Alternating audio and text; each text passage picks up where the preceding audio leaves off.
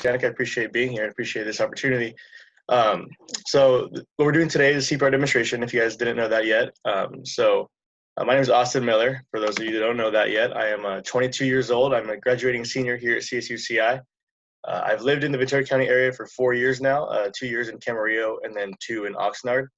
I'm originally from the Central Valley of California, and that's where I grew up.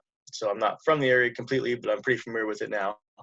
I've been an EMT for 3 years now, working for AMR in LA County, and I love the job. It's fantastic. I have a lifelong goal of being a firefighter, and that's what steered me in the direction of being an EMT. So um, it's been awesome doing that throughout college while also attending full time. But that's it about me pretty much. I coach baseball here in Oxnard as well, but that's about me. And I know you guys, assume you all know each other, but I don't know you guys that well. So if you don't mind, could you just introduce yourselves and say how you are associated with the program here? Starting with anybody. I'll go ahead and start. My name is Danica. I'm the Vice President of Programs with Big Brothers Big Sisters of Ventura County, and I do recognize most of you.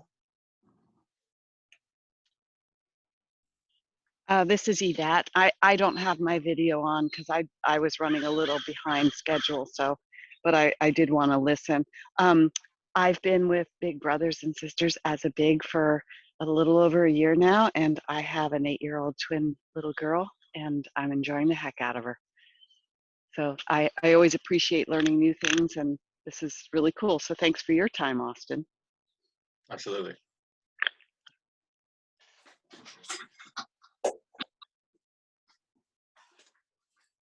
Well, my name's Debbie Alpert, and I've been a big sister to a 10-year-old darling little girl in Camarillo, and I thought this was a great idea to have a refresher course. Absolutely. Hello, so I'm Alyssa. I'm also a graduating senior at Channel Islands. I'm going to graduate with a communication degree, and I am currently an intern for BBSVC. I help out with the newsletter. Fantastic.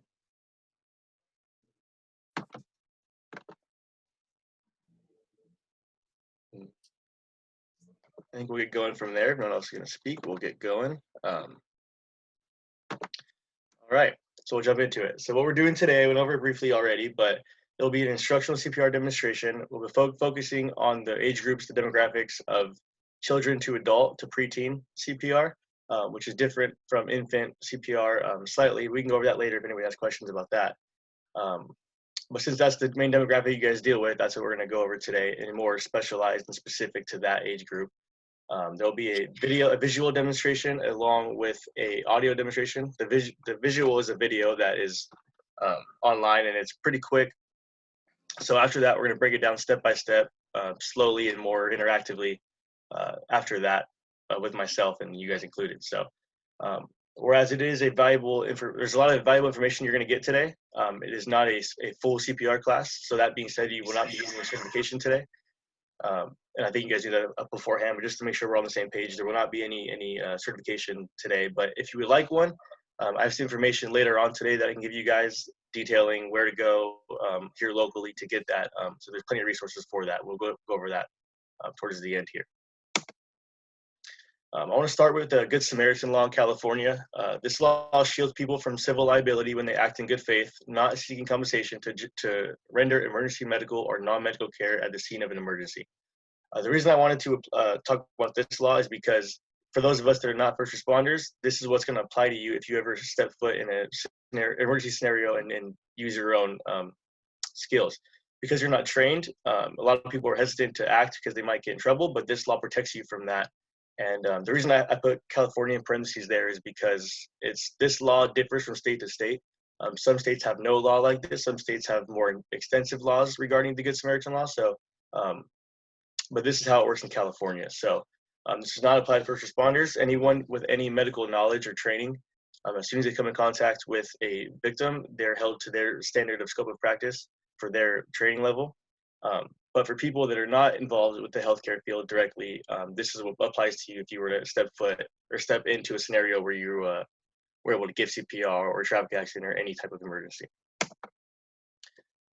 A little about CPR, some facts and statistics. Sudden cardiac arrest, also known as SCA, occurs when the heart suddenly and unexpectedly stops beating. It is caused by the immediate loss of electrical heart function, usually from an irregular and rapid quivering of the ventricles, which basically means it's called VFib is what it's called. And it's an electrical disruption in the heart, which causes it to stop working. Stops the electrical movements from going throughout the body, which stops the heart from beating. Whereas this is common and not common, but is the most common type of cardiac arrest within children, and it claims the lives of over 2,000 children and adolescents in the U.S. every year. And one thing about SCA is it's not strictly categorized for people that are ill or unhealthy. It happens to any type of people that have electrical problems in their heart. SCA can happen to anybody, those that are physically fit especially. Over 2/3 of the deaths caused by SCA in children occur during exercise or games, some sort of exercise, which accounts for more than 75% of all athlete-related deaths in the U.S., which is very significant. When bystander CPR is administered, meaning CPR given by somebody that witnesses it, that's not a trained professional, or is trained professional, as long as they witness it and do it right away, 22.9% of those people survive until they're admitted to the hospital.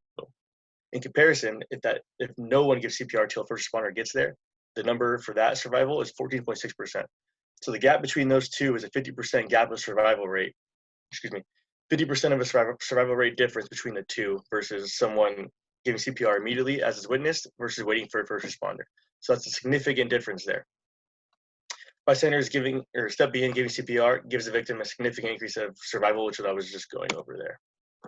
Now this video is going to show you a step-by-step pretty quickly of how to do CPR, and it's if you don't follow it very nice, it's going to be fine. We're going to go over it more in detail afterwards anyway.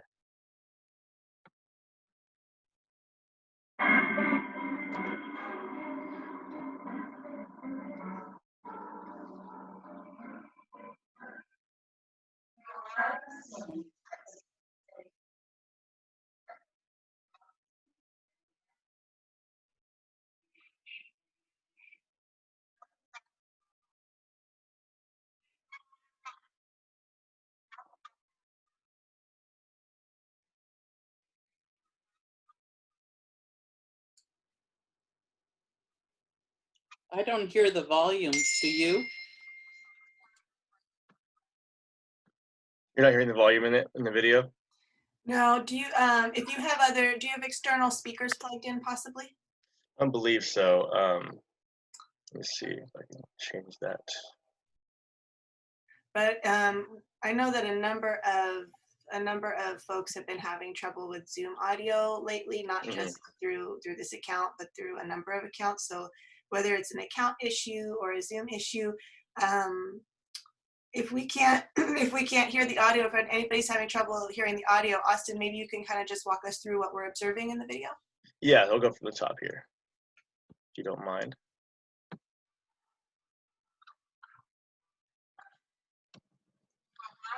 So what she's going over now is that when you first come on scene, you want to check machine safety, which is what she does. She looks back and forth. And then she gets the attention of the person, seeing if they're responsive or not, which in this case, they would not be. Then to call 911 immediately following that.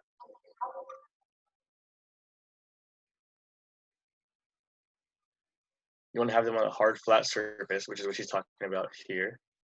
And then checking for breathing, looking for any chest rise for breath in the air, or in the chest cavity, for no longer than 10 seconds, of course. If you don't see any breathing or signs of life, then start CPR. She's going over how to interlock your fingers here, go for the chest line.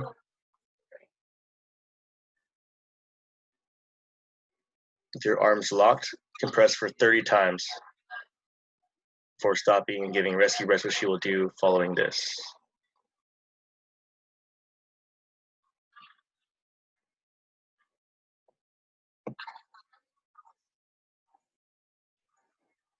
What she does there is the head tilt chin lift, which I will go over in depth later on, but she opens the airway and then puts her own air into the victim's body. After giving 2 rescue breaths, you continue with your 30 compressions immediately following.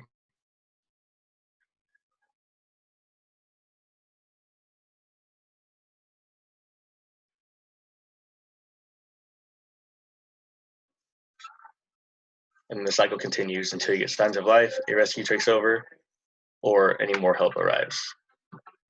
So luckily, I was planning on talking about it anyway, so the audio is not too big of a deal. Give me a second here.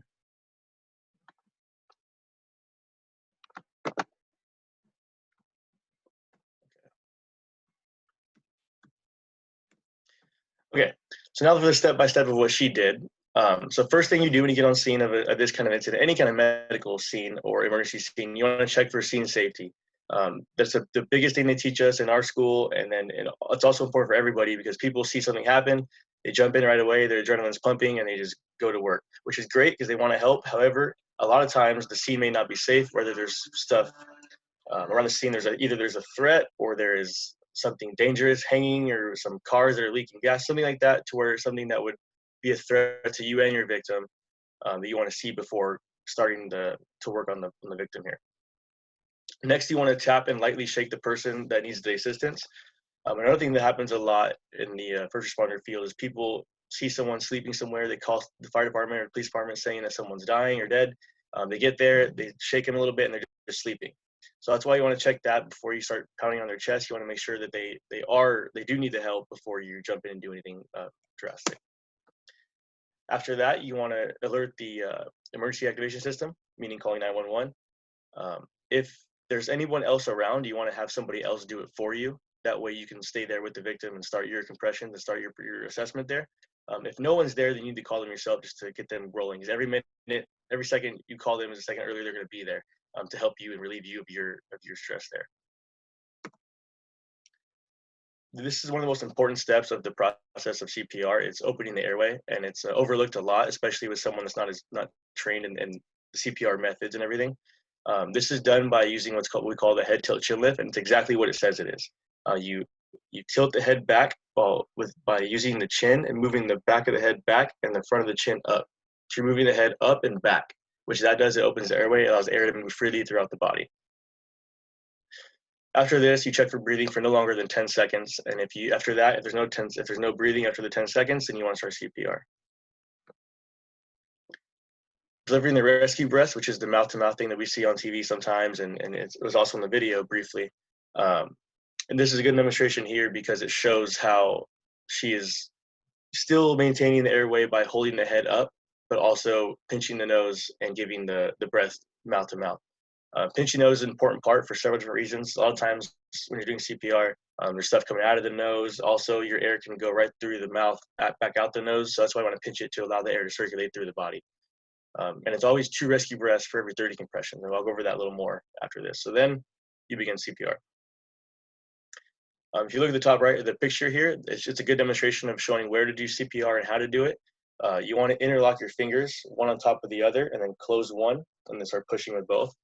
And you want to do it at the nipple line of the victim, the chest line right there, right where it's shown in the picture, right there. You're obviously going to be on your knees for the situation.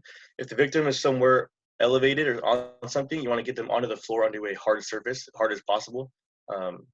Even the grass will work, anything that's going to be on the ground flat. Nothing soft that can absorb a lot of the push.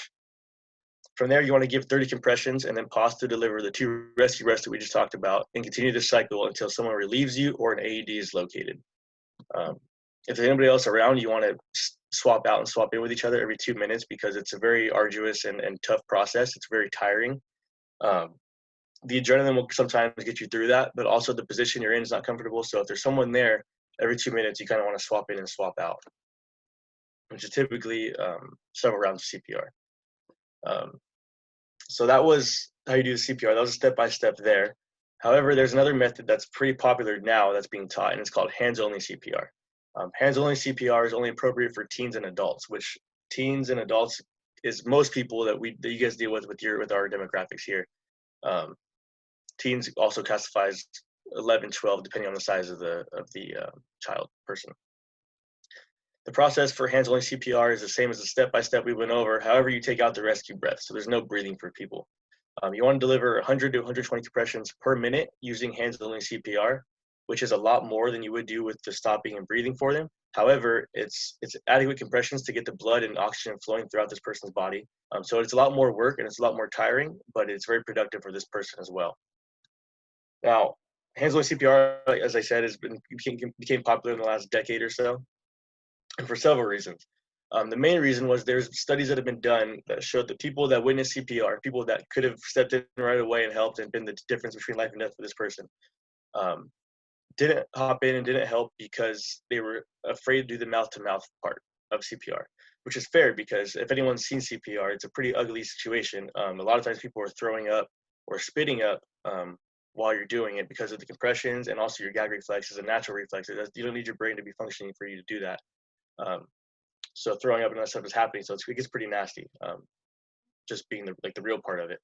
But because of that, they weren't even doing the compressions. They were doing nothing. They chose nothing over doing anything, which is very counterproductive for the people that need the help, right? So that mixed with the fact that teen and adult bodies, when you're doing CPR, the blood moving around the body is their bodies are more developed, more advanced, and the blood moving around is oxygenating the body just as you would if you were giving breaths, where the breaths will help, but it's not as needed as much as it is as a child or an infant. So that being said, that's why hands-on CPR became popular, because people realized, they started teaching the hands-on method, and people started jumping in a lot more. The studies afterwards showed a lot more production or improvement on people doing CPR on bystander when they would witness it versus not doing it, which improved life and improved survival rates.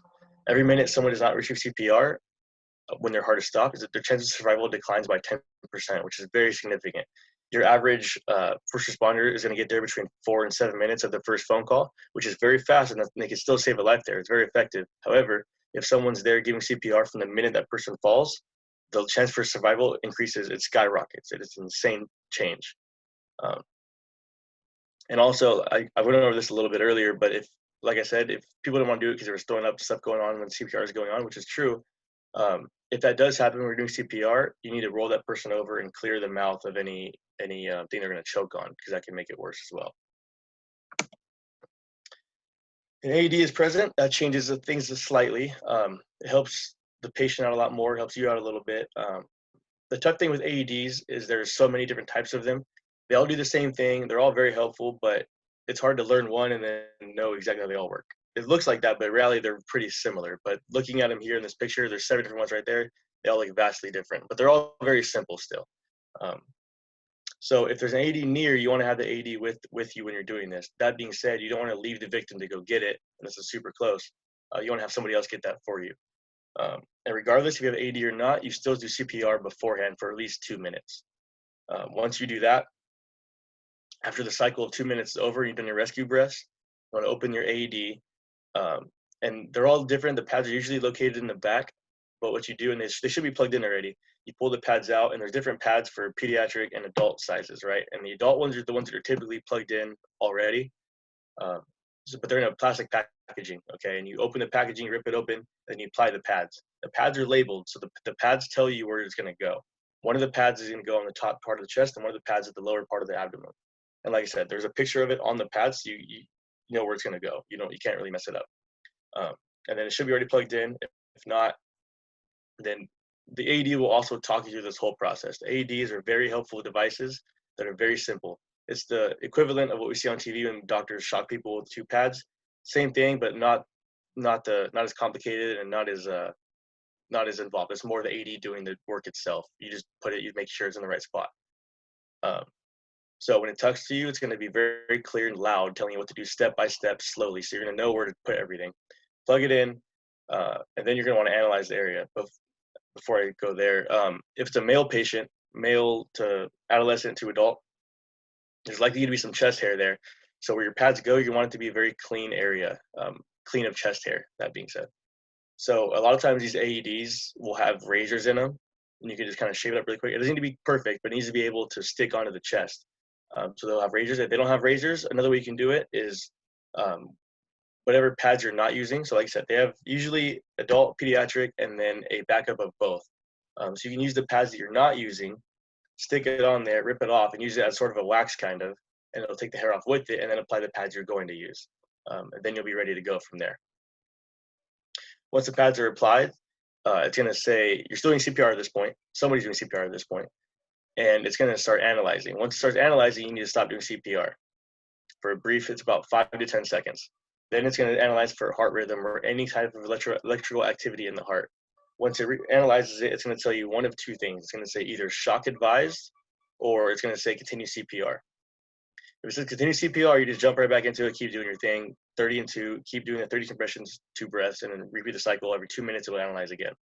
If it says shock advised, you need to make sure everyone's clear of the patient, no one's touching it, and then press the shock button, which it'll, like I said, it'll walk you through this as it's going on. It'll tell you where to push.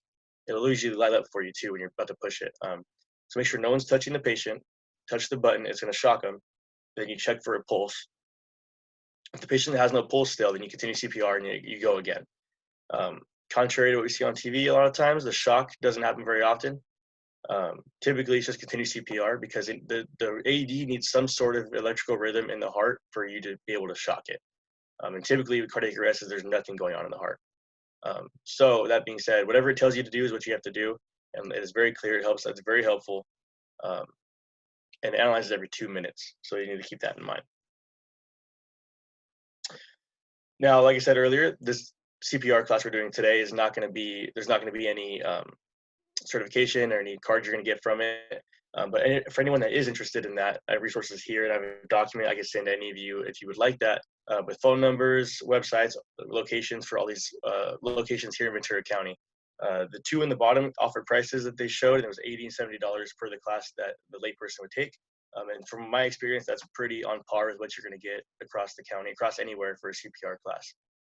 Those classes typically range from 4 to 8 hours, which is obviously a lot longer than what we did here. That's why today was such a small snippet of CPR for children and adult CPR. But they're very helpful when you get the card that you know it's good for 2 years. You have to recertify it every now and then. And then they have different rules and different classifications for what they do, or if they go to you or you go to them, but all their information is here. Then I have a document I can send anybody else that would like that as well with some more locations. That being said, is there any questions now? I know I kind of went over that a little quickly, but. Yeah, I had a couple people chat some questions, but I think they sent them to me privately, but I'll just read them out. And I have a question as well. I guess my first question, is there ever a situation where CPR shouldn't be administered? If there's an active heartbeat, then you don't want to use CPR. However, this is a little different category, but for infants, infants' heart rates go at a very faster rate than people like you and I. As you get older, your heart rate slows down. So infants' heart rates are usually at, I think it's like 140 or 160 is where they're average at. If they drop below 60 rates per minute, which you can do just by checking their pulse and for 15 seconds and multiplying it by 4. As soon as you do that, if it's lower than 60, then you need to start CPR then. So that's a little different there for infants. But besides that, a chance where you should not do CPR, nothing is coming to mind right now, but it might hit me as I answer some more questions. Okay, great. And then this question I can answer really quick. Will this info be emailed out? Yes, I will. I will make sure to get the email or the information with Austin, and we'll email it out to everybody at minimum who's on this training.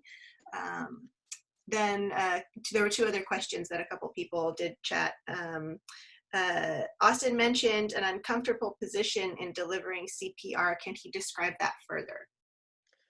Yeah, so what I mean by that is when you're doing CPR, with my experiences, for example, we've been doing it for 10, 15 minutes before anyone else has been there. And so being bent over and then doing the CPR motion in the same spot for that amount of time can get very uncomfortable. And depending on how your adrenaline is working and pumping, you may not even realize it till you're done. But just being in that position, and also if it's in a spot where it's just awkward, like I've been lucky where it's always kind of been an open area. But if you're in a tight area where you're doing CPR over the patient or you're bent awkwardly, then it just gets really painful after a long time of doing it, if that makes any sense. I may have not said it very clearly the first time. Right. That sounds pretty clear. That sounds pretty clear now. And then the other question that we had in the chat is hands-only CPR okay for a child under 11 or not recommended at all?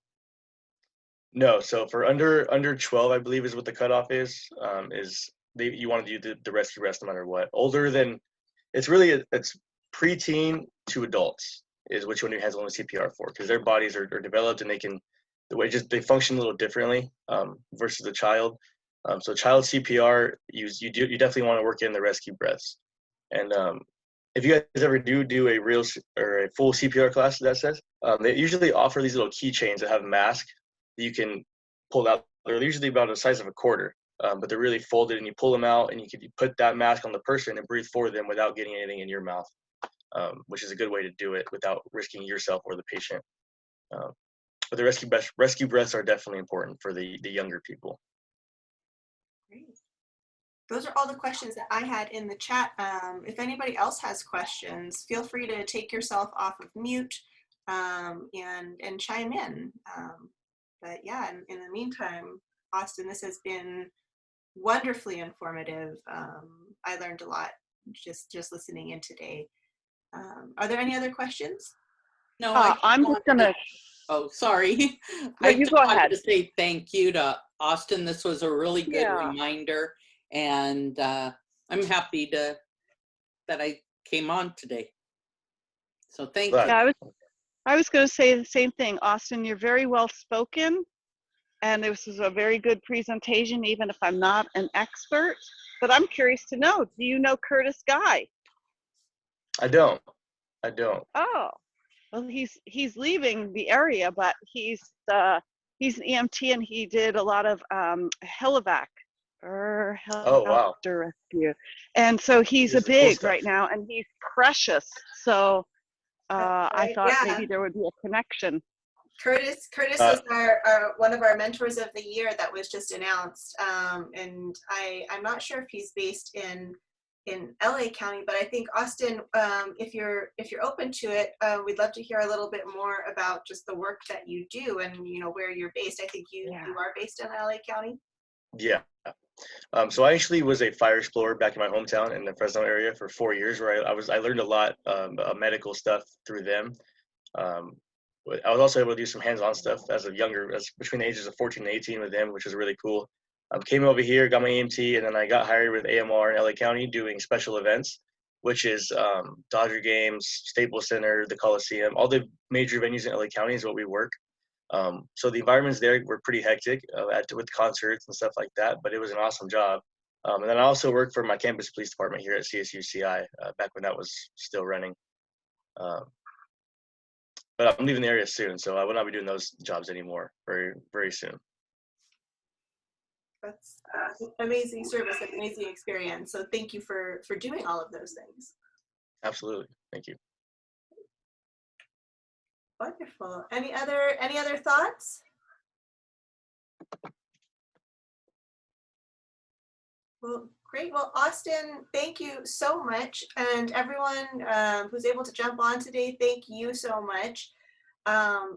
Please feel free to follow up. We will email out that information that Austin provided. We'll put that together and email that out for those locations and resources where you can get CPR certified.